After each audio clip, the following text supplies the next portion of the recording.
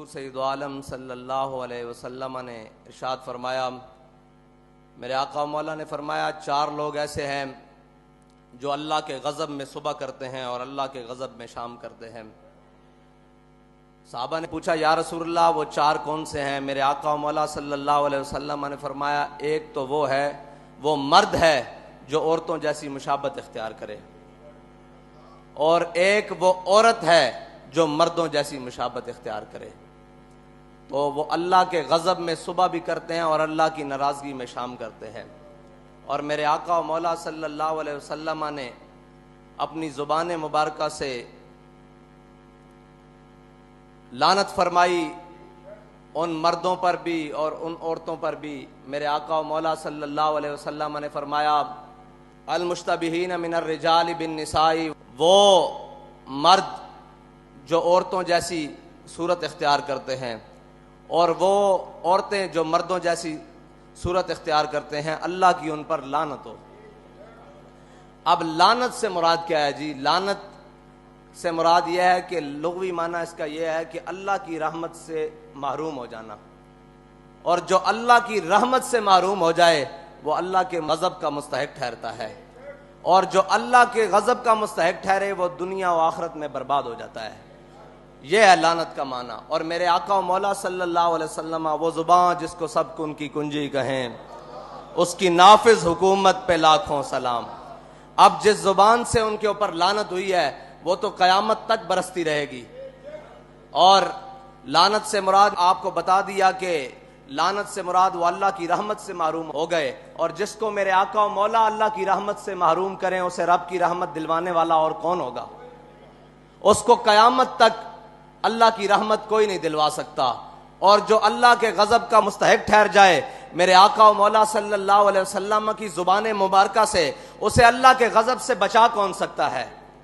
عطائے عرب، جلائے کرب، فیوز عجب، بغیر طلب، یہ رحمت رب ہے کس کے سبب؟ بے رب جہاں تمہارے لیے۔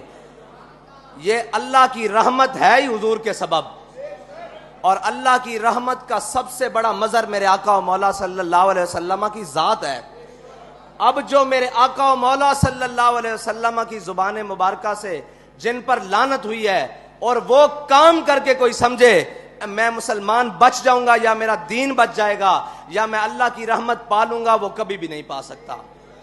اب رہی بات، پوری دنیا میں ایک ڈھونگ رچایا گیا۔ وہ سب سے پہلے حقوق نسواں پہ ڈھونگ رچایا گیا جی، عورتوں کے حقوق۔ پھر اس کے بعد رچایا گیا جی اقلیتوں کے حقوق۔ پھر اس کے بعد ٹرانسجینڈر کہہ رہے ہیں آج لوگ کہ جناب یہ بہت بڑا مسئلہ بن گیا ہوا ہے۔ بھائی حق وہ ہے جو میرے آقا و مولا صلی اللہ علیہ وسلم کی شریعت انسان کو بھی دیتی ہے، جانور کو بھی دیتی ہے، چوپایوں کو بھی دیتی ہے۔ حقوق ان کے وہی ہیں جو میرے آقا و مولا صلی اللہ علیہ وسلم فرما گئے، اور شریعت سے ہٹ کر کوئی حقوق دینے آئے گا تو پھر اس کا انجام یہی ہوگا کہ عورتوں کو حقوق دینے لگے تو بے حیائی بڑھ گئی۔ بھائی جب عورتوں کو حقوق دینے کی باری آئی تو پھر بے حیائی بڑھائی گئی، عورتوں کو حق نہیں ملا۔ آج بھی کسی جا کے سمجھدار اور کسی بھی شعور رکھنے والے سے جا کر پوچھو، بلکہ شعور رکھنے والی خاتون سے جا کر پوچھو کہ تمہیں تمہارا حق ملا ہے، وہ کہے گی نہیں، میری تصویر اتار کر بورڈوں پر تو لگا دی گئی ہے لیکن مجھے میرا حق نہیں ملا۔ مجھے برہنہ تو کر دیا گیا ہے لیکن میرا حق نہیں ملا۔ مجھے جناب سٹاف تو رکھ لیا گیا ہے آفیسز میں، جناب چائے پلانے کے لیے اور ریسپشن پر سامنے دکھانے کے لیے تو رکھ دیا گیا ہے لیکن میرا حق نہیں ملا۔ یاد رکھنا قیامت تک حق اسی کو ملے گا جو میرے آقا کا فرمان مانے گا، اور جو اس سے علاوہ حق ڈھونڈنے جائے گا پھر کے گلی گلی تباہ، ٹھوکریں سب کی کھائے کیوں، دل کو جو عقل دے خدا پھر تیری گلی سے جائے کیوں۔ حق وہی ہے جو میرے آقا و مولا صلی اللہ علیہ وسلم کے دین نے دیے، جو میرے آقا و مولا صلی اللہ علیہ وسلم کی شریعت نے دی۔ اب آ جائیں اقلیتوں کے حقوق پر۔ جب اقلیتوں کے حقوق کی باری آئی تو صحابہ کرام کے قیادت میں ایک قلعہ جسے میرے آقا و مولا صلی اللہ علیہ وسلم کے غلاموں نے فتح کیا، اور وہ قلعہ جب فتح ہو گیا تو تھوڑی دیر بعد پیچھے سے لشکر کا پیغام آیا کہ یہ ہمیں قلعہ جو ہے نا جسے ہم قلعہ بولتے ہیں، یہ جو قلعہ ہے یہ اس کو دفاعی اعتبار سے چھوڑنا پڑے گا تھوڑی دیر کے لیے. ہم یہاں سے چھوڑ کر آگے جائیں گے فوجیں لے کر. تو وہ جو قلعہ تھا نا وہ عیسائیوں نے جنگ کر کے نہیں مسلمانوں کے حوالے کیا تھا، بلکہ انہوں نے رضاکارانہ طور پر جزیہ قبول کر کے اور کہا تھا ہم جزیہ دیں گے، آپ یہاں آ جائیں، اپنا نظام بنا لیں. تو جب میرے آقا و مولا صلی اللہ علیہ وسلم کے غلاموں نے وہ قلعہ چھوڑنے کی بات کی نا تو انہوں نے کہا جی یہ آپ نے ہمیں پیسے دیے تھے، یہ سونا دیا تھا، یہ چاندی دیے تھے، یہ مال، یہ زر، یہ گھوڑے، یہ استبل، یہ محل، یہ سارا کچھ واپس لے لیں، ہم آپ کی حفاظت نہیں کر سکتے.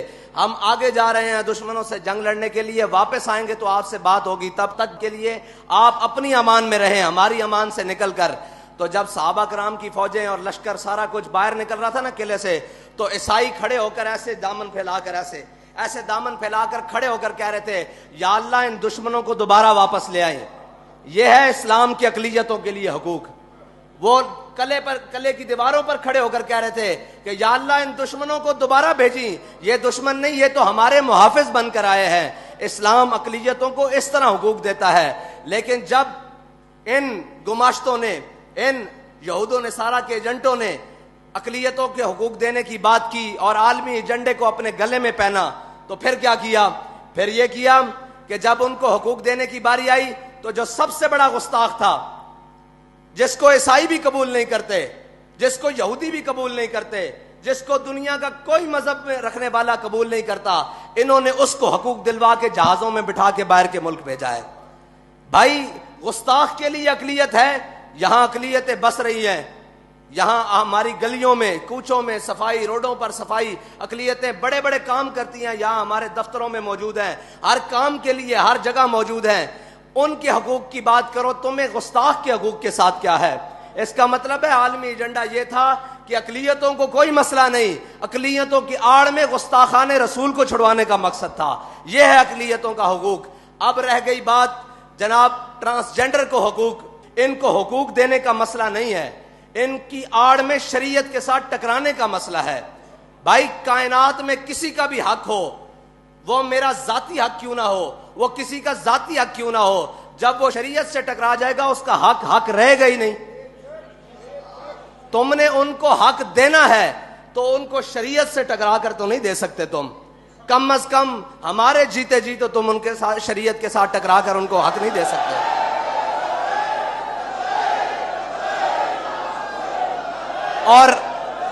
اور وہ حق رہا ہی نہیں جو شریعت سے ٹکرا جائے. اب تو وہ کفر بن گیا ہے جو شریعت سے ٹکرا کر ان کو حق دینے کی بات کرے.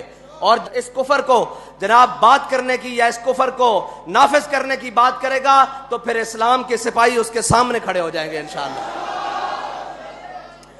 اور انشاءاللہ پھر اس طرح کھڑے ہوں گے جس طرح فیض آباد میں کھڑے رہے ختم نبوت کے لیے، اور پھر اس طرح کھڑے رہیں گے جس طرح وزیر آباد میں جناب ناموس رسالت پر پہرا دینے کے لیے کھڑے رہے. خبردار جو شریعت سے ٹکرائے گا. ہمارے بڑوں نے اس ملک میں قربانیاں تمہاری عیاشی کے لیے یا شریعت سے ٹکرانے کے لیے نہیں دی. ہمارے بڑوں نے قربانیاں اس ملک میں اس لیے دی تھی کہ اس ملک کا نظام لا الہ الا اللہ محمد رسول اللہ کے مطابق چلے گا. اس ملک کا نظام میرے آقا و مولا صلی اللہ علیہ وسلم کے دین کے مطابق چلے گا. اس ملک کا نظام میرے آقا و مولا صلی اللہ علیہ وسلم کی شریعت کے مطابق چلے گا. اللہ تعالیٰ تو آنو تے مینو حضور دے دین نال وفا نصیب فرمائے. اور جناب حضور دے دین دی سربلندی واسطے سانو ہمیشہ میدان عمل چ رہن دی توفیق عطا فرمائے. جے اے بل واپس نہ ہویا تا انشاءاللہ پھر اے تا جے گل ہے نا.